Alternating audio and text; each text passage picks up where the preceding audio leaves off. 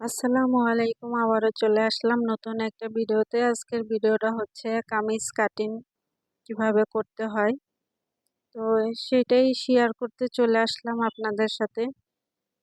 তো পিছনের পাটটা আমার ভাঁজ করা হয়ে গেছে, সামনের পাটটা আমি ভাঁজ করে নিচ্ছি। তো সুন্দর করে ভাঁজ করে নিতে হবে, দুই পাট সমান করে।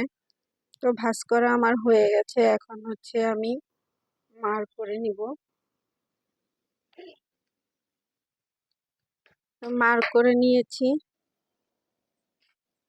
এখন হচ্ছে আমি একটু বাড়তি কাপড় ছিল সেটুকু কেটে নেব।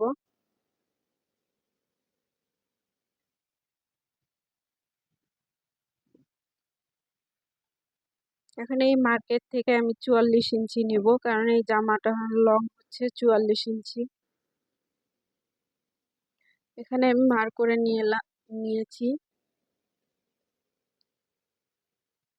টোটালে আমি 2 ইঞ্চি বাড়তি কাপড় নিয়েছি, উপরে হচ্ছে হাফ ইঞ্চি আর নিচে হচ্ছে 1.5 ইঞ্চি। আর কাঁধে নিয়েছি হচ্ছে আমি 7.5 ইঞ্চি, কারণ এই জামাটা হচ্ছে কলার হবে। আর আরমোলের মাপ নিয়েছি 6 ইঞ্চি।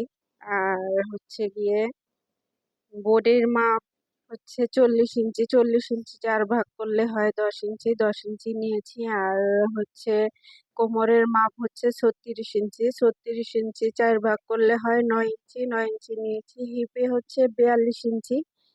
42-এর 4 ভাগ করলে হয় 10.5। 10.5 নিয়েছি। আর ঘের আছে 28 ইঞ্চি। তো আমি মার্ক করে নিলাম। এখন হচ্ছে আমি মার্ক অনুযায়ী দাগ দিয়ে নিব। পরে হচ্ছে আমি এই দাগ অনুযায়ী কাটবো, তাহলে কাটতে সুবিধা হবে।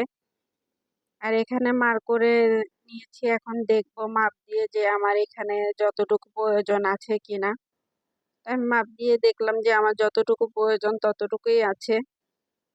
কাটার আগেই আমি মার্ক করে নিয়েছি। মার্ক করে নিলে সুবিধা হয়, দেখে নিলে, মাপ দিয়ে দেখে নিলে সুবিধা হয় যে আসলে আমার এটা ঠিক আছে কিনা।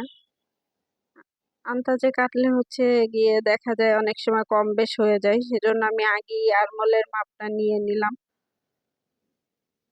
তো কামিজটা আমার কাটিং করা হয়ে গেছে। আমি এখানে কাটমার্ক করেও নিয়েছি, কারণ সেলাই করতে সুবিধা হবে। আর হচ্ছে সামনের পাটে তাল পাট কেটে নিয়েছি, সেটাও দেখিয়ে দিলাম। তো কামিজটা আমার কাটিং করা হয়ে গেছে। তো দেখতেই পাচ্ছেন কাটিং করা হয়ে গেছে। তো আজকের ভিডিওটা এখানেই শেষ।